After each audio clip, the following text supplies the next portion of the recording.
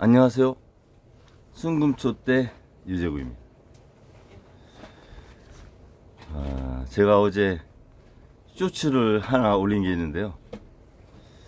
문득 상권분립에 대해서 생각이 나가지고 몽테스키웨 그분이 상권분립의 기초를 말씀을 하신 분이죠. 입법, 사법, 행정. 그런데 우리나라가 상권분립이 돼 있나 이런 생각이 좀 들어가지고 몽테스키웨의 오류 해서 사법권이 독립된 국가가 존재하지 않고 있다. 그런 쇼츠를 제가 올렸습니다. 많이 안 보시더라고요. 동의 안 하시나 봐요. 저는 상권분립이 안 돼 있다고 보는 거죠. 행정부 집행부로서의 대통령을 저희가 이제 뽑는데, 국민이. 사법부가 지금 대법관도 대통령이 임명하고, 헌법재판소장, 헌법재판관도 물론 청문회를 거치고 국회의 동의를 얻어서 임명이 되지만, 저는 사법부가 독립적이지 않다 이렇게 보는 거죠. 대통령이 지명한 대법관이 정치적으로 자유로울 수 있을까? 근본적인 출발부터 문제가 있다고 보는 거죠. 대법관하고 헌법재판소장, 감사원장, 국민권익위원장 이런 분들은 국민이 선출해야 돼. 사정기관에 있는 사람들. 그래야 독립성이 보장된다. 그런 면에서 우리나라는 사법부 독립은 안 돼 있다고 저는 보는 겁니다. 국회의장도 지금 300명이라고 하는 국민의 대표가 선출을 하는데요. 다수당이. 국민이 뽑아야 된다. 국회의장. 물론 다수당에서 나오신 분들을 대상으로 선출하는 방법도 있고요. 아무튼 국민이 너무 많은 권한을 위임을 하고 있는 거 아닌가. 그래서 상권분립이 실현되고 있지 않다. 그런 것들이 정치를 혼란하게 하는 거 아닌가. 그런 생각이 많이 들더라고요.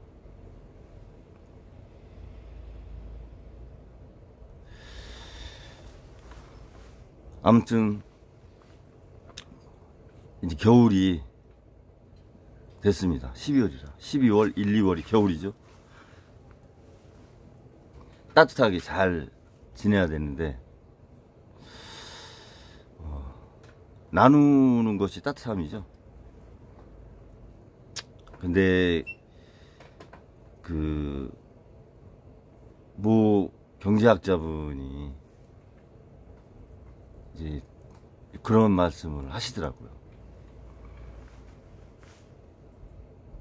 사람은 태어날 때 좌편향으로 태어난다. 그러면서 시장경제에 익숙해지면서 우편향화 되어가는 것이 맞는 거다. 그런 얘기를 하시더라고요. 그리고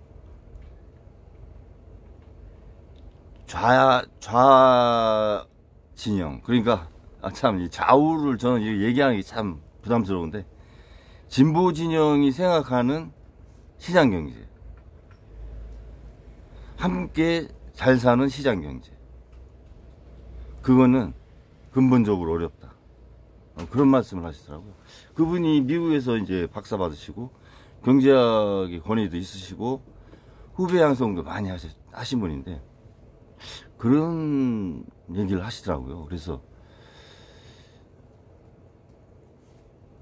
핵심은 진보 진영이 얘기하는 함께 잘 사는 공동체는 한 20, 30명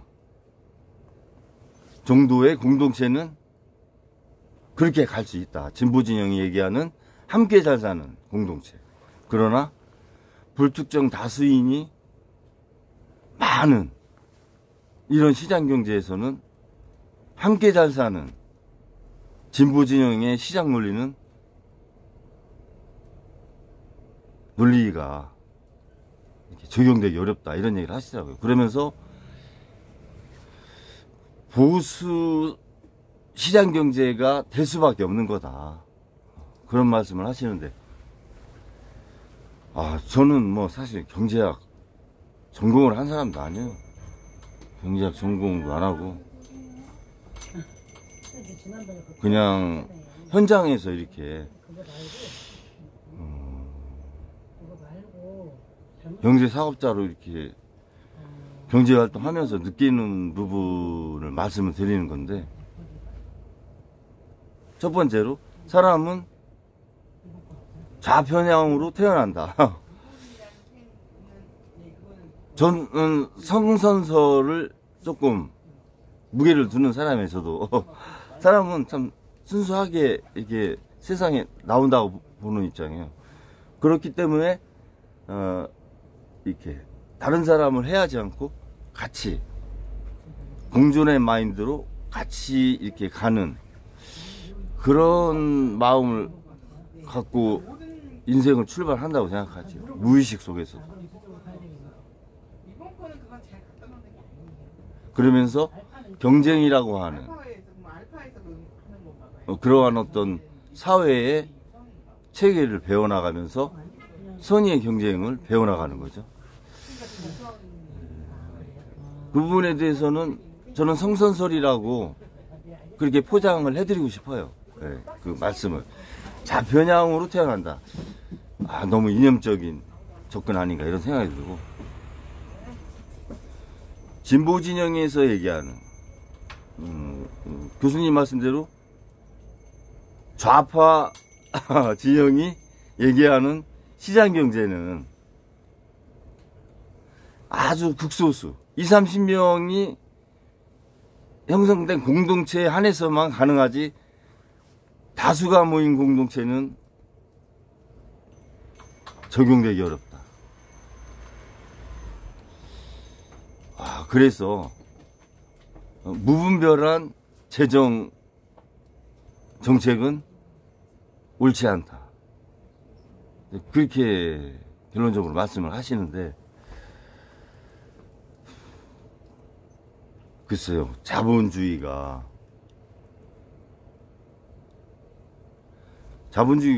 저는 자본이 그 중심으로 된 생각을 갖고 있는 바탕 아니에요? 자본주의 시장경제. 자본을 가지고 시장을, 경제를 바라보는, 그렇게 해석을 한다면 자본주의가 기본적으로 안고 있는 실업률 4%는 태생적인 한계, 여러 가지 모순을, 한계를 경제학에서 느꼈잖아요. 그래서 수정 경제학이 나온 거 아니에요? 수정을 해야 된다. 그 수정이 뭐예요? 국가가 개입하는 거죠. 시장이 실패했을 때. 성장 위주로 갔는데 그 성장하는 과정에서 배분이 잘못돼서 양극화가 났기 때문에, 그러면 국가가 개입을 해서, 시장이 실패했으니까 국가가 개입을 해서 소득을 균형 있게 배분하는 게, 그게 수정 자본주의 아니에요. 어떤 제도든 완벽할 수는 없다고 저는 보는 거.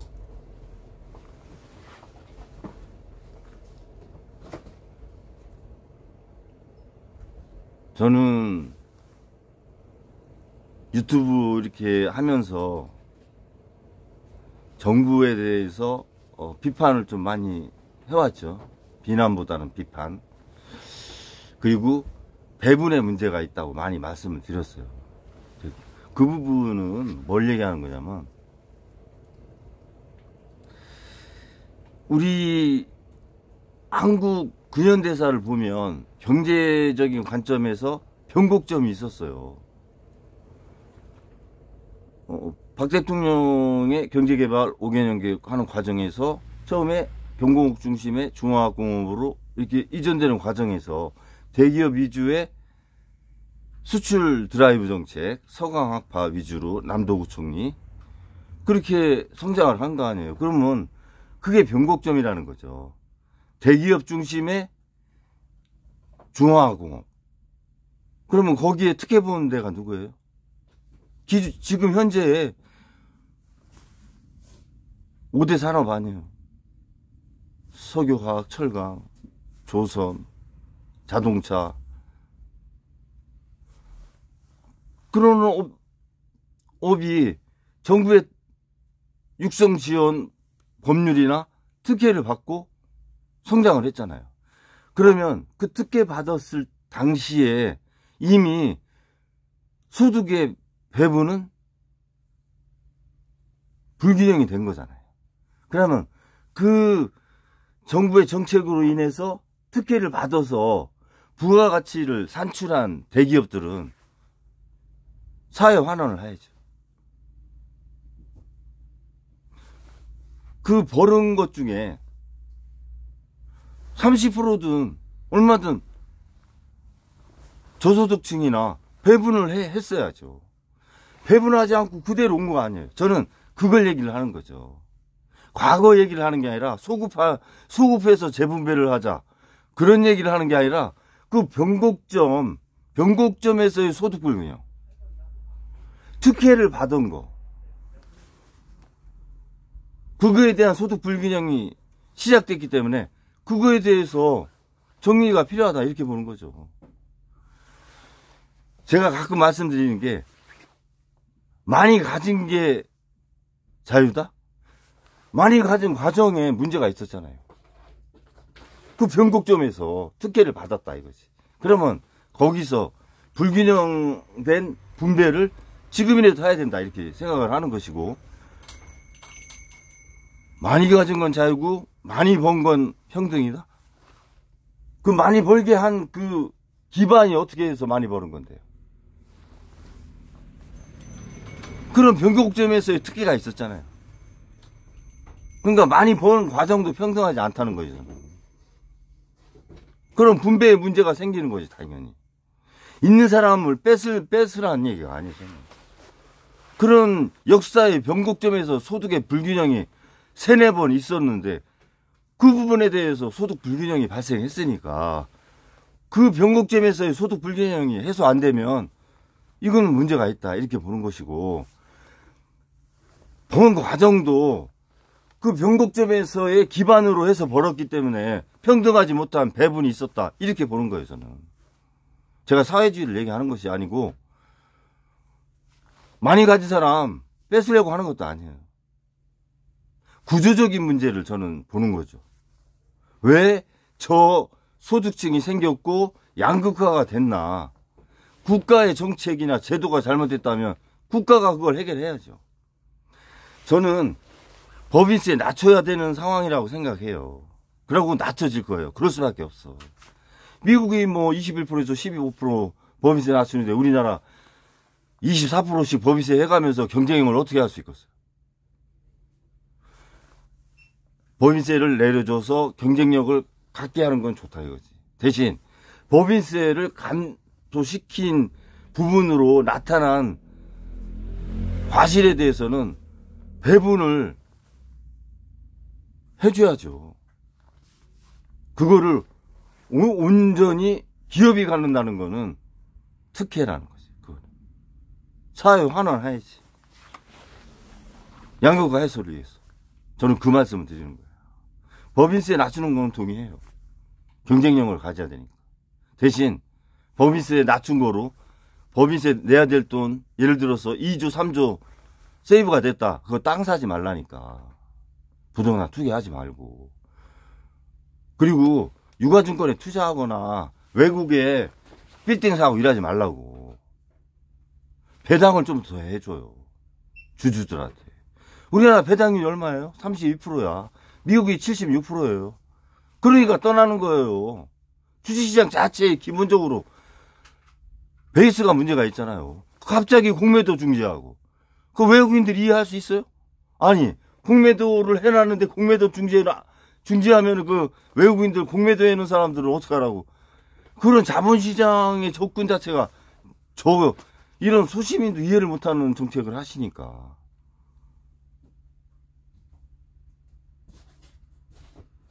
법인세 낮춘 거 가지고 온전하게 기업에 투자한 주주들, 소액주주들한테 이익이 돌아가게 하고, 그 혜택을, 기회비용을 잃은 국민들한테 환원을 하라는 거지. 열심히 해서. 저는 그 얘기를 하는 거예요. 사회주의에 이렇게 하자는 얘기가 아니에요. 그게 올바른 소득의 재분배 아닙니까?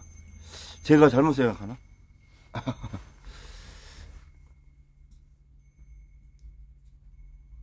사회적 약자, 아마 이런 얘기 저는 듣기 싫어요.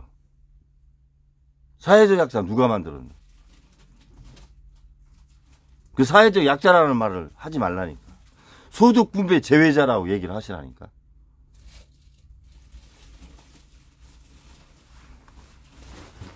그래서 교수님 얘기를 듣고, 야, 그렇게 평생 경제학을 공부하시고 후학을 양성하신 분도 경제를 보는 관점이 이렇게 약간의 이념 논리로 좀 베이스가 돼 있으시구나 하는 거를 보고 좀 놀랐어요. 그러면 그런 바탕에서 만약에 교육이 됐다면 글쎄요, 대학생들 뭘 알겠어요? 제가 지금 40년 전에 그 대학생 때를 생각하면 해병아리지 뭐. 아무것도 모를 때야. 그냥 가르치는 대로 배웠을 것 같아. 교수님한테 이거는 왜 그렇습니까 교수님? 이거 아니에요? 그거 잘못된 거 아닙니까? 이렇게 할 수 있는 사람 많지 않죠. 좀 없을 거라고 보는데. 그러면 그렇게 굳어지는 거죠. 후배들도. 그런 것들이 교육이 굉장히 중요한 거거든. 그래서 이 껍질을 벗기는 데는 시간이 많이 걸리더라고. 저도 그런 생각이 많이 드는 거예요. 이 사회 나와서 경험하고 학교에서 배운 거하고는 좀 다르다는 거를 느끼고 이렇게 좀 의식을 전환하는데 수업료도 많이 냈고 시간도 많이 걸리더라고. 보수 생각이다, 진보 생각이다, 그런 거 생각 없어요. 저는 공동체가 잘 연대감이 있어야 된다. 그러지 않으면 기본적으로 개인도 바로 설 수 없어요. 공동체가 중요하다. 그러나 그 공동체를 구성하는 각 개인의 존엄성, 우대받고 존중받아야 된다. 그런 생각하는 거죠.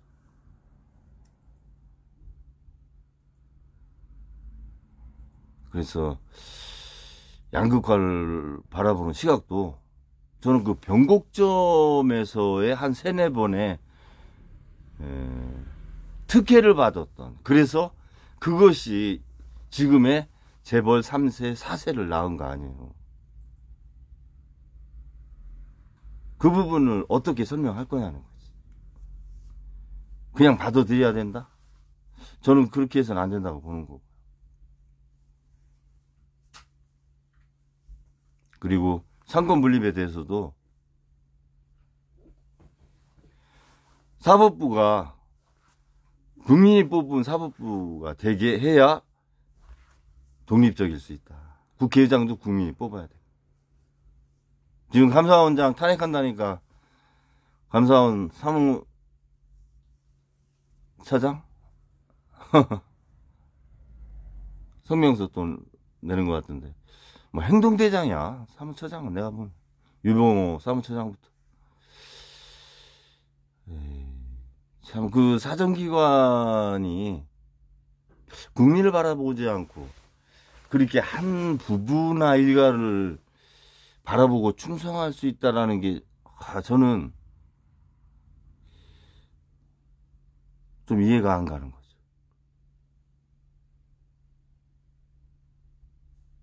그럼 정권 바뀌면 어떡할 건데?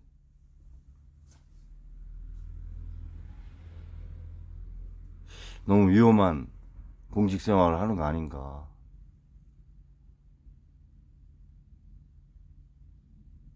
그런 생각이 좀 많이 들어요.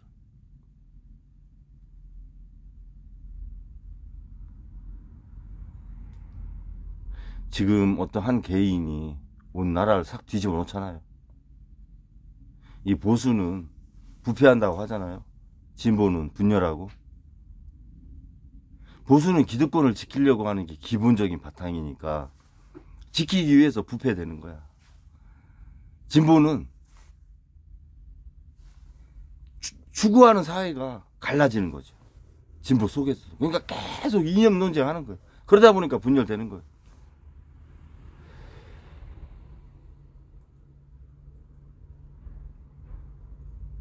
너무 이념으로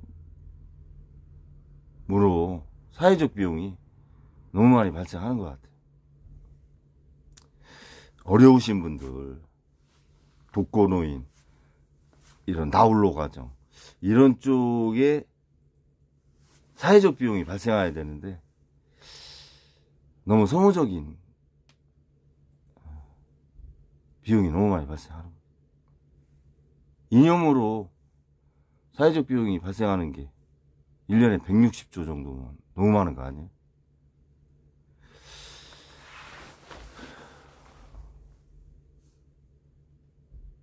글쎄요, 아무튼 숙제죠, 뭐. 영원한 숙제일 것 같습니다.